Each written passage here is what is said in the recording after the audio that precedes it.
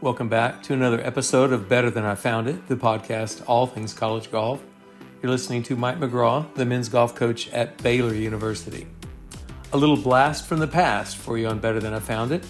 Former collegiate golf director for TaylorMade, Tim Huet, joins me today. Tim, who retired back in 2018, was a regular in the world of college golf for almost 25 years. And his contributions to our sport resulted in his induction into the GCAA Hall of Fame back in 2014. But his influence on one of the most special GCAA awards, the Jan Strickland Award, is still felt to this day. The award, given annually to the nation's top assistant coach, was the brainchild of Tim back in the fall of 2002, and it has grown in prestige ever since. Tim and I talk about that and much, much more. It was great catching up with this very special man. Hope you enjoy.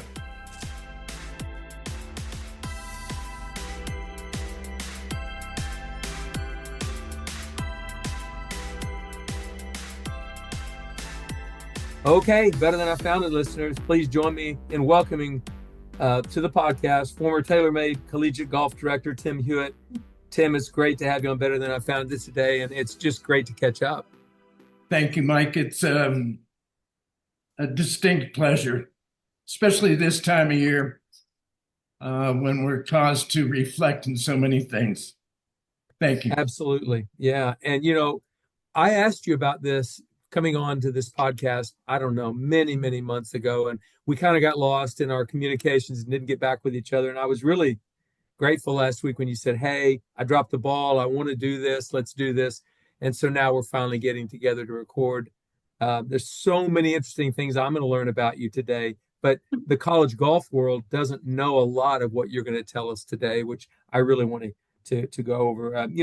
Your connection to the college game was very, very complete. You were in and out of college golf for a long, long time. But since your retirement in 2018, our paths haven't crossed, and COVID happened and a lot of different things happened. So we've just kind of lost connection. So one, I want to catch up. One, I see you're living in Oregon. Is that correct? That's correct. Bend, Oregon. Bend? Yeah. Well, that's got to be one of my favorite places on earth. Right, close to Sun River, right? Yeah, and Sun River. Yeah.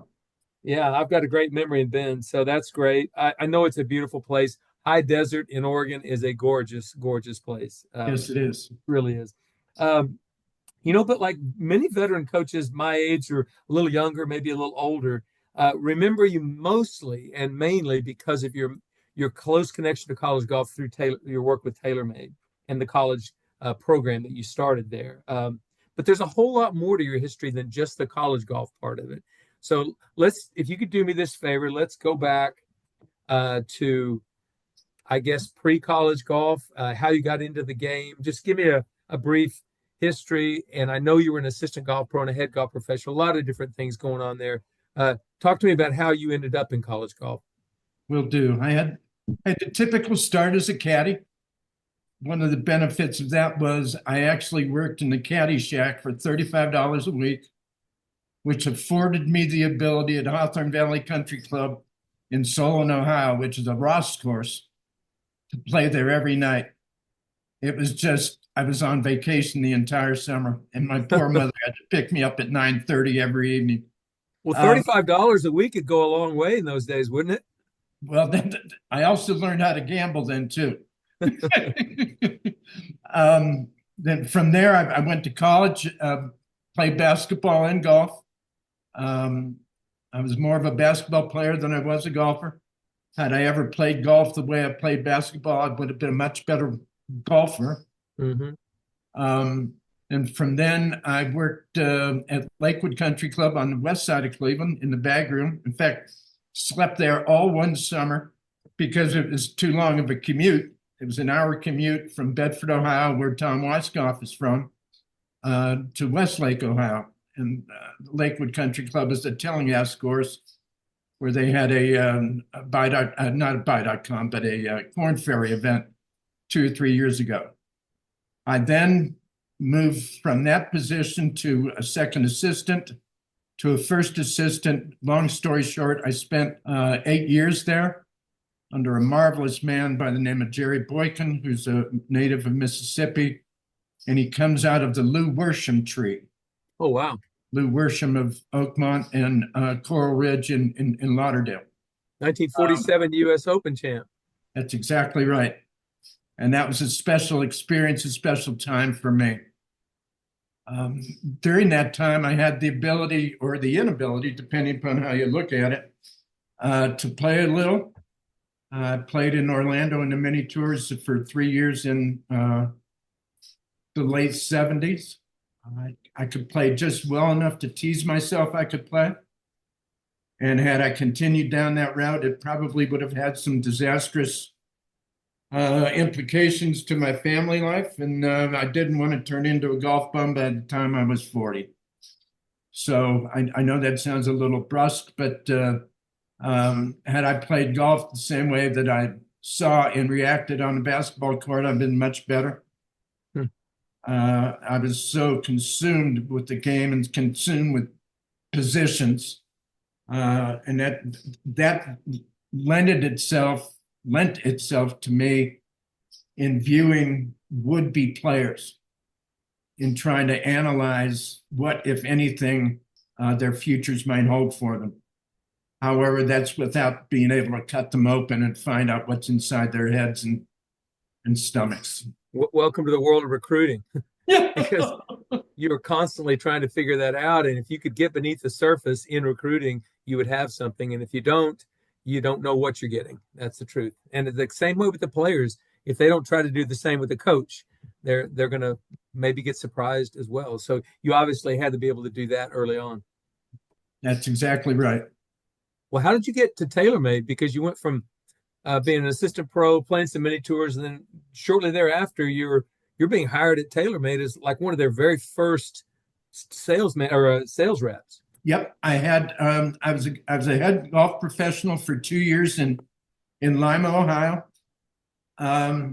Was really disenchanted with the business. We were a family of 2 at that time, soon to be a family of three children. I mean, and just thought that wasn't the best way to go about things. And then through a friend of a friend, whose name was Taylor, no relation to the company, but he was working for the company, Jimmy Taylor. Actually, parenthetically, he played for Coach Williams at Houston, marvelous player, and he worked for FootJoy. And he had ties with Gary Adams, put in a good word for me with Gary. Then I was hired. And so that was in 1982. Company was started in 89, and I started in 82. Company was started in 79. I'm sorry. 79. Yeah, I remember when it started, and you were one of the early hires, but it wasn't too long after that you became the regional sales manager, so you must have been a good sales rep. Either that or I wanted to get off the quote proverbial highway. Okay. It was probably a little bit of both. But I did enjoy. I was moved up to regional sales manager, and then from then spent a couple of years doing that. And then I was asked if I wanted to move to Carlsbad to become director of program promotions. And this is the inception of the college strategy. So we had no college program at the time, and that's when we started. The college program. Do you think that most, if not all, the major manufacturers in the world of golf were realizing that the PGA Tour was getting filled with guys who played college golf? We need to be connected to college golf. We've got to do it some way. I totally agree with that. And there was a great example of success, and that great example was Ping. Mm-hmm. Ping had a number of quality people who were also quality players with beyond quality equipment, and they did a marvelous thing with their golf bag program. And their support of collegiate golf was just amazing. So we could not duplicate that, but philosophically, I wanted to attempt to make a broad-based statement to college golf as Ping had, and they continue to do so. And fortunately, so does TaylorMade. Absolutely. Well, and I mean, Titleist has done it, Callaway's done it. All the major manufacturers have given to college golf in a big, big way. And at TaylorMade, that's also the case. But you were one of the, you started, tell me when you started the college program, what year it was, and how long you worked with that closely. That would have been around 1987, 1988. This goes hand in hand with when we started the Easter events for the AJGA, and also hand in hand with the Red River Classic Mm-hmm. in partnership with Greg Grost at Oklahoma and Jimmy Clayton at Texas.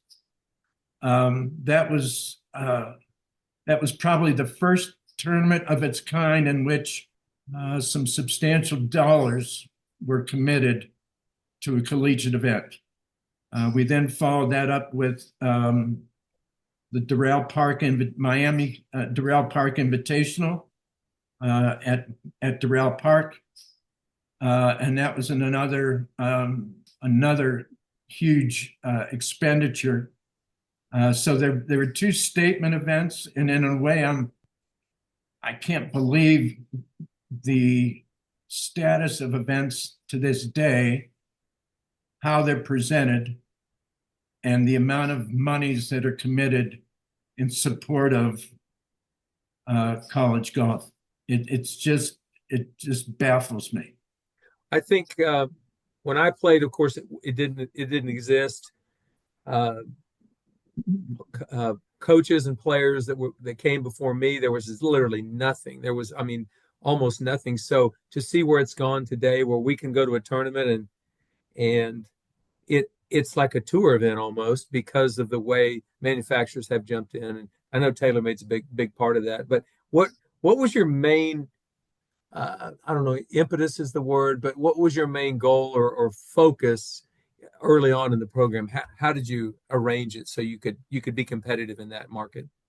The main impetus, the main focus was the trickle down effect. We know if we could get equipment, or at least we felt if we could get equipment in the best players' hands at the local, club, regional, state level, then we were going to impact business. As an addition to that, though, we were also going to nurture relationships with gifted players. And that could, in fact, then turn into some type of a professional relationship once that player or players turn professional. So that it was all pyramid of influence. We were going for the top of the pyramid and then working it down. I know that you remember the days when if you walked into any bag room, the set of choice were TaylorMade metalwoods and Ping irons. Oh, yeah. And there is a reason for that, because at that time, good or bad, TaylorMade didn't have any real competition, and Ping made the absolute best set of irons known to man. I think you could still play those Ping clubs today. Honestly, I do. They would be Absolutely. fine. I wish I had them. Well, so you got very heavily involved with college golf. Obviously, I got to see you a few years later after you started that program, and it's actually the second time you could because you left the company in about 91 or 2. Is that correct? Not in there? That's correct. What did you do during that time before you got back in 2000? I starved. I made I was a vice president at the time in 91 when I resigned. And I'd be perfectly honest with you, people have heard me make this statement before, but I made a bulletproof 42-year-old decision. Okay. I couldn't be touched. I mean, I had all the answers. And come to find out, I had none. And I resigned from TaylorMade because the company was going through a restructuring. And I was one of two vice presidents that were going to be retained, myself and Mark King. Mark King obviously has had just a marvelous career in and out of golf.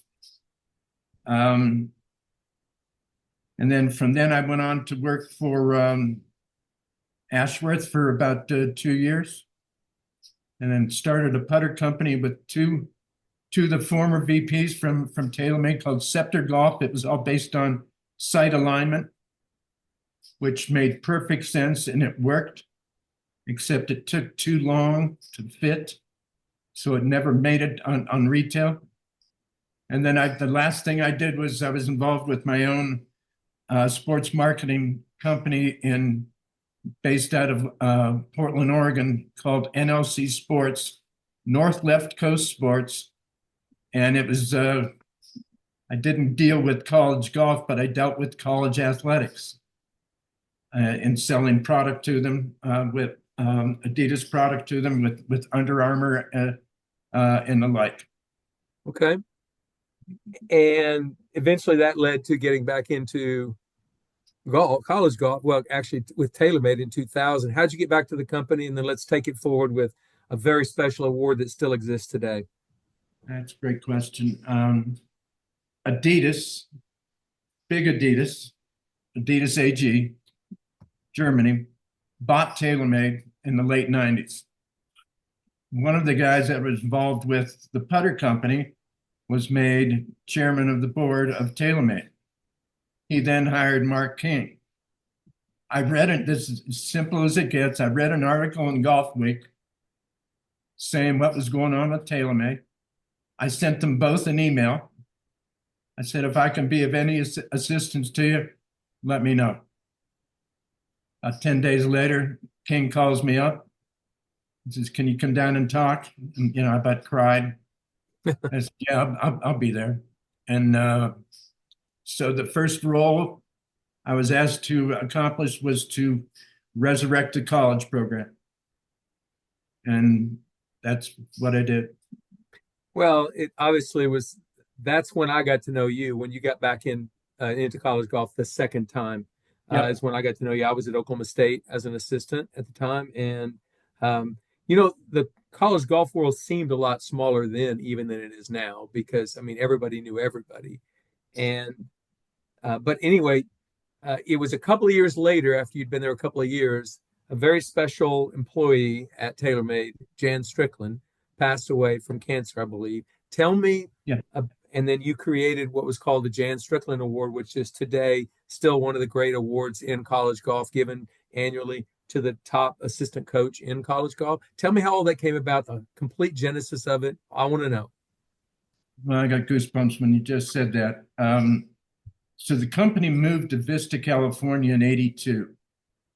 Jan's office was right next to John Duffy's office.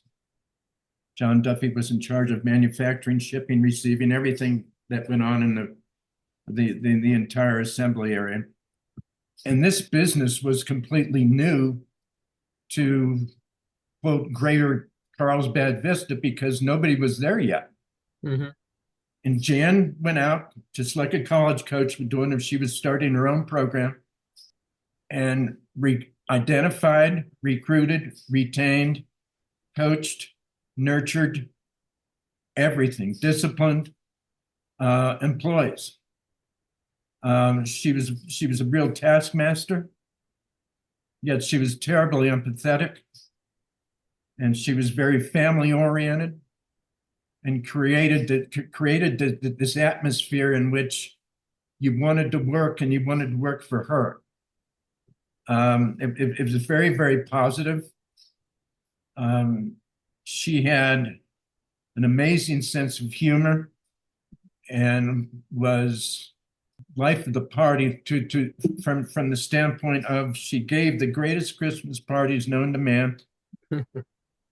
And she was so thankful to her people, to her staff, to her employees. They in turn returned that favor. And so after she died in September of 2022, it was, for many of us, it left a huge void. As from a personnel standpoint, from a key personnel standpoint within the company, and we didn't know what we were doing with it. But so I just thought, I'll approach Greg Gross and think if see if he's interested in creating this award. At that time, Greg was with the GCAA, and he was still GCAA was still fighting to get their feet on the ground, and so he readily accepted the opportunity. We worked things out, and to see the winners on that list today is just amazing.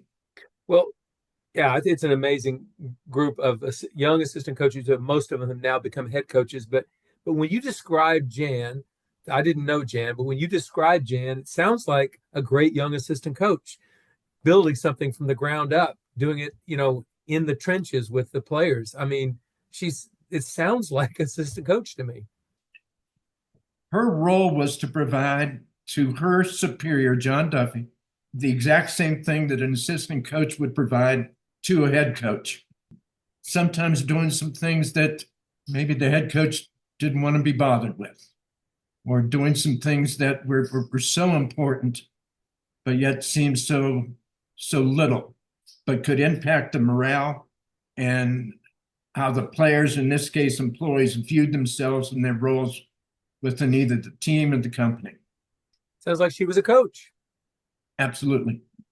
Well, thank you for that history. I didn't know that about Jan, so it's great to hear. And it doesn't surprise me that you were sort of the catalyst to try to get that going. And doesn't surprise me at all that Greg Gross jumped on board immediately. Greg has always been great with the GCAA about the honoring of success and excellence, and to be able to honor young assistant coaches. It's a pretty great thing. Now, I was not a young assistant coach in 2003 when I became the first Jan Strickland Award winner. I was 43 years old. I was the oldest assistant coach in college golf. And I really was. I look back on that thinking, my gosh, all these young assistant coaches today. I was 43 working for Mike Holder. I would think I was in my 6th year working for him. And I remember you handing me that trophy in a ceremony after the national championship, which we hosted in Stillwater. And I've still got that photo. I've still got the trophy. It was truly one of the highlights of my college coaching career to this day. And I want to thank you for that. And in a minute, we're going to go over some of the other honorees, but thank you so much for 2003. I'm always be honored to have had that honor. Certainly. Well, I'm thrilled to hear that. And I'm going to jog your memory going back to Stillwater in 2003. This is prior to you receiving the award. I don't know if you remember this or not, but it's always impacted me in a very positive way. It's just a small thing that really, for me, I viewed as a large thing, real large thing. I showed up a little early. I figured I got to figure out where I'm going. So I'm going to try to find Carson Creek. And I found it. And nobody was there except you. Okay. And we said hello to each other. And you said, would you like to see the golf course? And I couldn't believe it. And I said, I'd love to. You gave me a cart. And probably after an hour and 15 minutes, you probably thought I was either fishing or lost. Because on every hole, I would get up and I would go on the tee and just look at the layout. Then I would go on to go up to the green and then look at the hole in reverse and see what the differences were. And the differences were dramatic. Heck of a lot more room going green to tee than there was tee to green. Anyway, I've never forgotten that, and I've always appreciated that. Well, I was always proud of Carson Creek. Loved being there. It was such a peaceful place to be, although the wailing and gnashing of teeth when guys were making bogeys and doubles was not pretty a lot of times. But when you showed up, I thought you need to go see the golf course, and what a week that was for me. I'll never forget it. And I know it did a lot for my career to win that award. But, let's talk about the award. You got it started with Greg Gross to honor Jan Strickland's memory. And it's literally the who's who of assistant coaches over the last 22 years. For one, I was an old assistant coach, and I remember in 2014 when I became an assistant coach again. I was at Alabama for that 1 year. Yep. And Jay Sewell, my head coach, brought in the application for the Jan Strickland Award. And he said, here, I want to, it was during the middle of the year. So the season hadn't been finished. He says, I want to nominate you for this. And I said, Jay, I really, really do appreciate that. But this award needs to go to a young coach. If I did win, that would be a wonderful honor, but I've already won this and it needs to go to a young coach. He said, you're right. You're right. It does need to go to a young coach. And if I look back on it, I look back on that, I would love to have gotten that award and we won the national championship that year. But I remembered how much it meant to me to get that award. And I couldn't imagine what it might feel for a really young coach to get an honor like that. And so I look back on it. Some of these names, incredible coaches. Yes. Let's talk about 2004, the second year. Bowen Sargent. He was at Tennessee working for Jim Kelson at the time. Yeah. Bowen is doing an amazing job at Virginia right now. And you just chime in on some of these guys if you have any stories about any of these guys. But Bowen's one of my favorites, and he was one of Mike Holder's favorites. Mike loved the way that Bowen took care of his business, and he won. The one thing about Bowen, I wasn't familiar with Bowen. I was familiar with his brother who taught at Oakmont, and then he says, well, my brother's in the college game. I said, okay, and then we run into each other. And I was so impressed with him, as you just mentioned. In fact, what was really impressed, I never knew that he had the sense of humor that he does until he spoke at the eulogy for Coach Richard Sykes. And that is he just did a masterful job there. He's always been very impressive. Yeah, Bowen's great. And he does have a great sense of humor. He's a really, really smart guy. Good player, still a good player. Yep. I was not able to make it to Richard's funeral, but I can imagine, I'm sure there were some tears, but I can imagine there was a lot of laughter because Richard was truly one of the greatest guys in college golf history. Funny guy all the way around, smart, and was very competitive. Yes. Going through here, how about Christian Newton in 2011? He was working for Bruce Hepler at Georgia Tech. Christian, who's no longer coaching now, he's in the financial business, money managing business, if you will. But Christian was truly one of the good guys in college golf. I mean, I don't know, did you get to know Christian ever or not? Just vaguely. Yeah. Bruce hired him for a good reason. He was a great, great young coach, and he had actually worked at Alabama for Jay Sewell before that. Okay. And then once he finished with Bruce at Georgia Tech, he became the coach at Colorado State and did some amazing things there. But wonderful, wonderful guy. Ryan Murphy, who coached Jordan Spieth as an assistant coach that year. They won the national championship in 2012, but in 2013, he was given the award. He worked for John Fields, another Hall of Famer. So I was looking through this list, and we can go down this list, but of the 22 winners, 14 of those winners, those individual assistant coach winners of the Jan Strickland Award, coached with and for a Hall of Fame coach. Now, that's a pretty good percentage, but it's actually going to be higher because J.C. Deacon has coached 2 Jan Strickland Award winners at Florida, and Nick Kleinert at Auburn has coached 2 winners. But both of those guys will be in the Hall of Fame one day. They're just too young to be in there right now. And I look at that and I think that's going to be 4 more. So it's really going to be 18 of those 22 winners. So I think there's no accident. It's not a coincidence. These coaches, these Hall of Fame coaches, are hiring great young coaches, and it's great that we can see them honored. Well, I think if it serves as a reflection of talent and future talent, future capabilities, even though it wasn't designed to do that in the beginning, it's turned into that. Yes, it has. And that's the amazing transition that the award is made.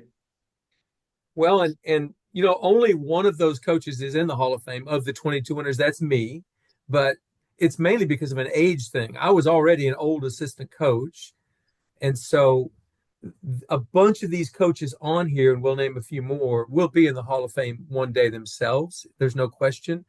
But I want to talk specifically about the 2017 winner as Ryan Blagg. Ryan was my assistant here at Baylor for 6 years. And when he won the award, I got pretty emotional because I got to see on a daily basis the way Ryan took care of his business, how he had a great sense of humor, was unbelievably competitive, was the greatest detail guy I think I've ever been around in my life. And for them to have picked him, and he said that the interview process was pretty rigorous. They went through 2 sets of interviews, and there was a committee, and I thought, that's probably a little deeper than it was that first year when I won. I don't remember anything more than a phone call. But he was very, very impressed with the whole process, and Ryan was thrilled to win the award as well. I think to that end, Mike, that as the award grew in prominence and as the recipients grew in stature, it kind of dictated what role the entire process would take as far as interviewing and everything along those lines. And I think that's what led to the stages that it went to. And also, one of the things I was amazed at was the support that the nominating head coach in writing would give to their assistants. I mean, lengthy explanations and examples. And it was very time consuming, and it just spoke the world of many of the head coaches who nominated their assistants. Well, if you think about it, you are so close to the assistant coach because you're working with him every day. There's nothing you're doing in the program the assistant coach doesn't know about. There's nothing he's doing pretty much that you don't know about. So you guys know each other so well. It doesn't surprise me that head coaches desperately want their assistant coach to win the award, to be honored, to be recognized for all the hard work they're doing. Right.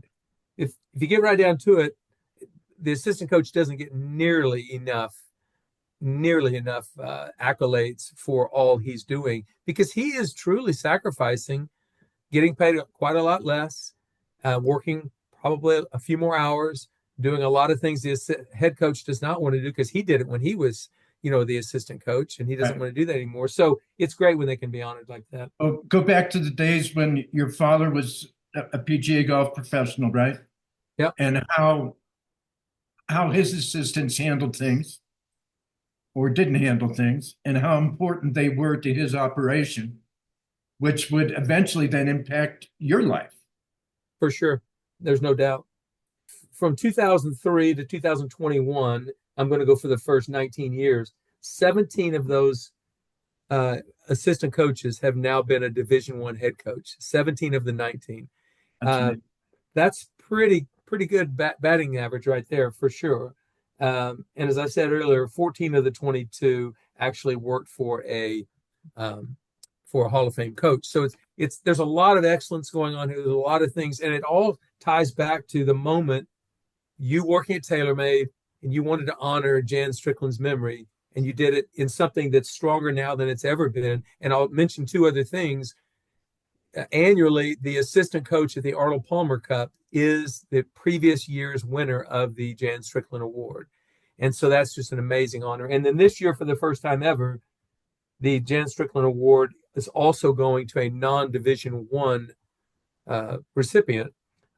Isaiah Logue from Kaiser University and NAIA School, who works for Brandon Miller. He got the award this year, along with Chris Williams at Auburn, was a Division I rep. So I think it'll be very interesting to see, and you would have much better feel for this than I.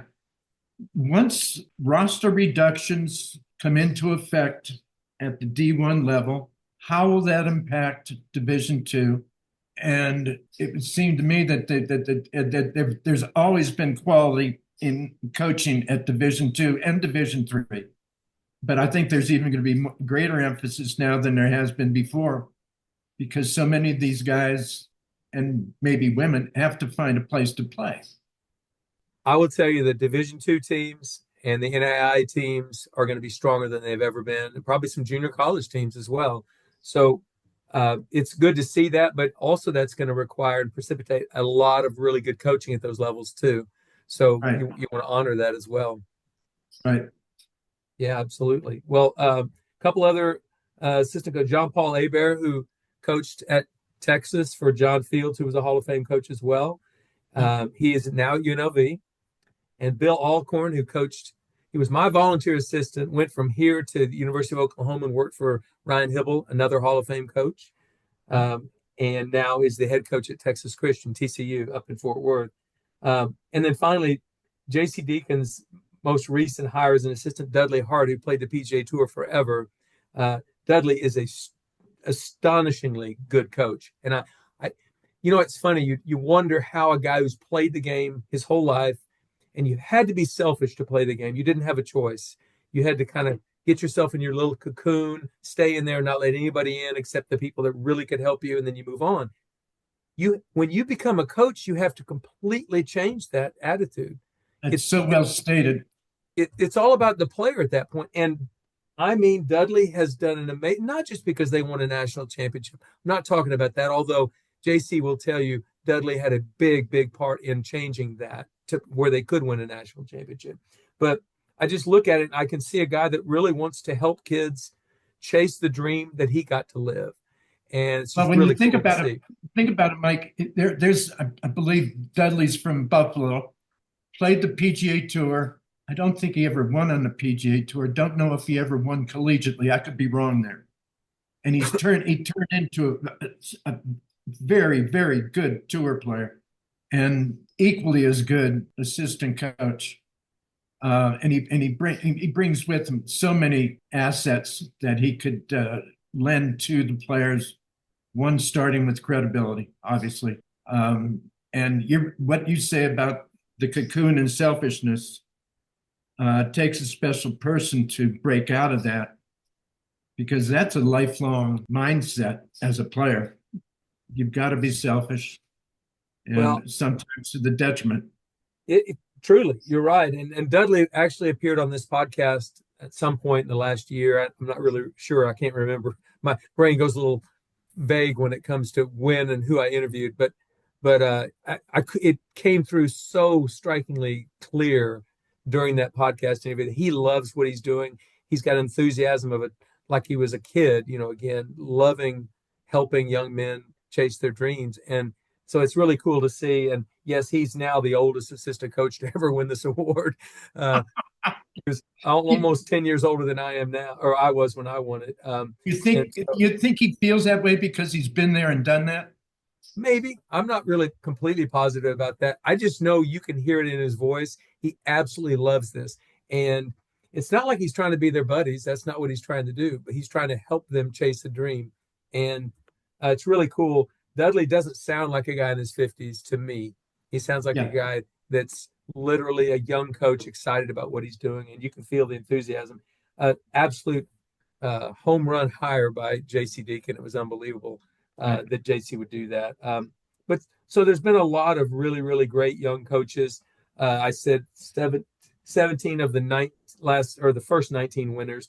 A couple of them, the most recent ones, are not going to be head coaches yet. They're still assistant coaches, the most recent winners. But of the first 19, 17 have been a head coach at one time. That's a great batting average. This award is truly one of the special awards in college golf. And looking back on it, for as long as this award is around, they can always trace it back to your influence, Tim, at TaylorMade in getting the award going, and Greg Gross believing in your vision. Well, I'd be remiss, Mike, if I didn't mention Eddie Erkmanis and Ryan Ressa in continuing the whole mission with the award and supporting it, because that's been of equal import to anything that relative to the Strickland Award. Right. Well, you got it started, but you're not going to be around forever, and you're not always going to be there to make sure it continues. So you do need people like Ryan and Eddie who keep that moving forward. So thank you for mentioning them. Great award, the Jan Strickland Award, again, given every year annually to the top assistant coach in Division I, and now a non-Division I winner as well.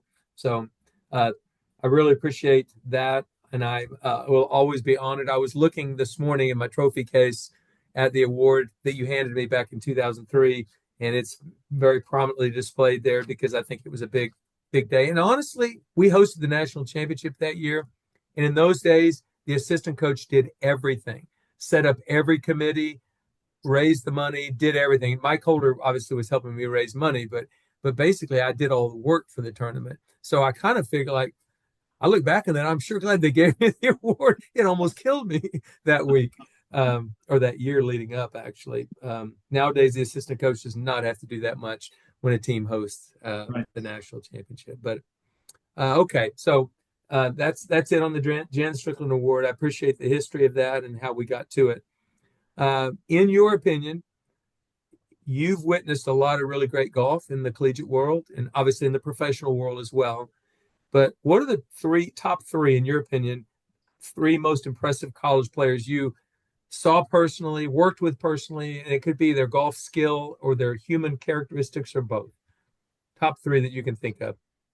I'm a little biased because we hung on to two of the three of them. The first would be Brandt Snedeker for his intelligence and his short game. He knew what he could do. He knew what he couldn't do. And he was very intelligent and extremely driven. He didn't possess the physical skills that many people do, somewhat injury prone, but a solid character. Great player, too. Yes, yes. The second would be Dustin Johnson, based on pure athleticism and something that he doesn't get enough credit for, and that's also intelligence. He was a very smart player, and he was able to work his way around a golf course visually and emotionally, and have it always work to his benefit, it seemed. The third, first met him when he was 14 years old, and that would be Colin Morikawa. And the reason that I liked him at 14, we had a number of juniors and their parents come in one Saturday to the Kingdom to expose some new product to them. And he was the youngest by at least 2 years, maybe in some cases 3. And he was by far the most mature person there, and also the smallest. And he was so businesslike and so committed and so focused that at the end of it, I was asked to say, okay, who do you like? And I said, I like the kid. And the kid's done all right. You've got a good eye for talent. You know, he was a podcast guest of mine. I got to know him when he was in college pretty well. And I told people I think he was one of the most prepared players in the last 25 years to go play professional golf. But, you know, he never won an AJGA event. And he told me that when he was on the podcast. He said, I never won an AJGA event. You never won, not even one? No, I never won one.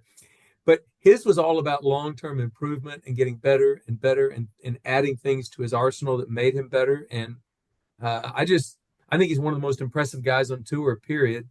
And yes, you retained him and Dustin, two pretty great players right there, amazing players. Dustin was actually on my Arnold Palmer Cup team when I was a captain in 2007. And I was just smart enough to stay the heck away from him. Just go whip people. Just go whip people. And he was driving at 330 right down the middle and just whipping people. Wow. Good threesome right there. Thank you for that. And you picked three, obviously, were really great players. Biggest changes you saw during your college, in your years around college, like the biggest changes. We know the recent changes of NIL, transfer portal, roster cap. I mean, you could go down the list of things in the last 5 years. But when you were in it, what were some of the biggest changes?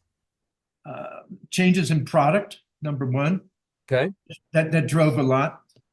Product from everybody. Support from everybody. So you had, four, hopefully I'm not leaving out anybody, but three main people at that time, certainly with Ping, TaylorMade, and Titleist, just across the board supported so many programs, and they've done such a good job. And Jim Ahern was so key in that role. If we just progress a little bit further, the whole thing about analytics is all well and good, but it still doesn't help anybody get the ball in the hole any quicker. It might justify some practice regimens and the like, but You still have to play. Okay, so I'm going to chime in here. I agree completely, 100%. The technology is fine. It's great. And I think Hogan would have used a TrackMan, although he was a human TrackMan. But I think he would have used a TrackMan if he thought it would make him a better golfer. Yes. So, and he would only use it for the purpose it's needed. I see a lot of guys trying to teach the game with just technology, and they don't understand. You've got hands, you've got eyes, you've got feet, you feel, you have senses taking in everything around you. That's still part of the game. It hasn't left us just because technology's there. And No. I think technology gets a little too much credit when honestly, great players are still great players for a lot of other reasons. They've got hands, they've got eyes, they've got feet, they've got senses. Well, I think if you've spent an hour, let's say, with some of the older players, I mean, guys that are past their Champions Tour careers, spend an hour with them on TrackMan and say, okay, I'm going to move this away now. And now I'm going to ask you to start hitting shots. And you come up with the distances, you come up with the spin rates, you come up with the launch angles. There's no doubt in my mind they could do it. There's no doubt they could do it. I mean, Lee Trevino was a human TrackMan. He truly was. And Tiger Woods is so impressed with Lee Trevino, getting to spend time with him at this father-son, parent-child tournament the last 5 or 6 years. Right. Tiger's taken in a lot from him. He just said, that's literally, the guy knows how to play the game. He's just 85, so he can't play it like he used to, but he knows how to play the game. So I think, I don't want to be too old school here, and you and I we're not spring chickens anymore, but don't steal that from a player, because that's part of what still makes him a great player. You don't want to lose that. Use the technology the best way you can to help validate things that you're working on, that type of thing. But don't teach only with technology. You know, when you mentioned Trevino, I'm thinking about the piece I would see of him on occasion from the 12th hole at Augusta, when he suddenly just pulls the club right out of the bag, takes a look, and then just goes. And I'm thinking, now what's unusual about this picture, right? Because it's so instinctive. It's just nothing but, that's what I'm referring to when I said about seeing and reacting. He saw it and he reacted. Of course, he also sensed it as well. But I think that gets lost, that the more robotic we get. In fact, I'm sure it is. And so therefore, there's no adaptation when we got a wheel that's a little shaky. I think they've proven it neurologically. The brain was actually wired for adaptation, because our surroundings are constantly changing. Now, I'm not being a scientist here. I don't know what I'm talking about. I know enough to be dangerous, but I know that we are wired for adaptation, not for perfection. And we're playing the game that's the least perfect game that's ever been invented by man. You better know how to adapt. You better know how. Well said. Very well said. Well, that's interesting talk there. I didn't know we'd get into that, but I'm glad we did. Thank you. Finally, I want to go through one other thing. Because of all the contributions you've made to college golf, and I know you haven't been with college golf in a few years, you told me before we started this recruiting, you desperately missed those days, that they were so much fun, and so it really was enjoyable for you. I want you to talk about that, and then we're going to talk about you actually being inducted into the Golf Coaches Association Hall of Fame in 2014. Talk to me about why you miss it so much. I miss the environment. I miss being able to relate to the players. And there are many times I have to admit where I could relate better. This is going to sound funny. I felt I could relate better to the player than I could the coaches. Probably, in fact, due in fact to the age of my children. I have 3 boys. So I had to kind of stay in tune with what they were into, so I could make it relatable, so that I understood where these kids were coming from. But I just love the vitality. I love the energy, and I love the honesty. And sometimes I would get very disappointed that somebody wasn't honest with their emotion or made excuses. I know that sounds somewhat of a negative, but it's factual. It was just a great environment. It's a portion of my career in which somebody said, okay, we're going to pay your expenses. You're going to do this and that, but we're not going to pay you. You're not going to get a salary. Even though my wife wouldn't like it, I probably would have said yes, because I would have done it without getting paid. I enjoyed it so much. For all the reasons you just described, I think one day I'll miss college coaching the same way. There's no doubt. Yeah. Mainly being around young people who have so much energy, so much vibrance, that are so excited to be where they are. This is their dream. So I think I'm going to miss that most one day. I agree. Go ahead. As far as I never expected in 2014 to, number one, I didn't know I was nominated for the Hall of Fame. Number two, if I was nominated, I didn't think I would ever receive anything. And I did. And I still get emotional about it.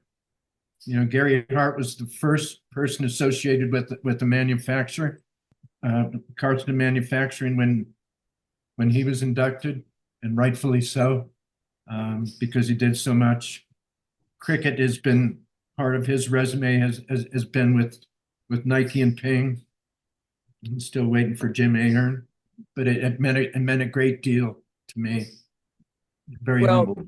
You loved the arena, college golf arena, so much. To be honored for the work you did in that arena had to feel great. It must have. I think it's also nice when hard work, even though it was a labor of love for you, you said you'd almost do it for just the expenses. You wouldn't take a salary, but to be honored and to be thanked for that labor of love is also a very special thing. So I'm proud to say I'm in the same Hall of Fame with you. I think it's great. Thank you, Mike. Thank you. Well, Tim, I got to tell you, this has been great. You gave me some history I didn't know about, which I was hoping you would do. But it was also just nice to have an old pal from, days gone by in college golf world back on here to kind of let people, a lot of guys are going to listen to this. Are going to go, God, I haven't seen Tim in the longest time. Hopefully you get some texts, emails, or phone calls out of this. I would love for that to happen for you. I appreciate it. It's been a real pleasure. Really has. And I have texted you more than a few times on some of the sessions that you've had, some of your podcasts, including your book. I'm not patronizing when I say this, but it's an entire warehouse of knowledge that has gone untapped, and people have to recognize what you offer, and they should, because it's all out there to be taken. Well, thank you. I'm just a compilation of all those people that have helped me along the way, and you are as well. Yes. So it's great when we can give back in a certain way. And in one way, I kind of feel like having a guy like you on this podcast is giving back, because you shared a lot of wisdom today, a lot of things that young coaches need to hear, should hear, and should listen to and take advice. So very well said today. I appreciate you joining me. I really do, Tim. And I want to wish you the best in 2025 and going forward. Great to talk to you again. Thank you, Mike. Great to see you. Great to speak with you. Absolutely. We'll see you. Happy New Year. Happy New Year to you. Thank you.